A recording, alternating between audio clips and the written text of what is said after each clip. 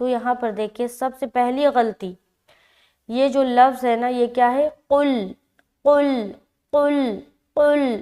بعض اوقات لوگ کل کل کل پڑھتے ہیں، تو یہ جو قاف ہے نا اس کو بالکل حلق سے ادا کرنا ہے، ٹھیک ہے؟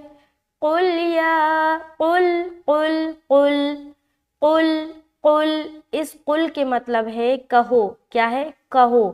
اگر اس کاف کے کو ہٹا کر آپ دوسرا کاف سے کہیں گے نا، یہ جو کاف ہے نا یہ ڈنڈے والی کاف کہلاتی ہے، اگر اس سے آپ کہیں گے کل تو ہو جائے گا مطلب کھاؤ، کیا ہو جائے گا؟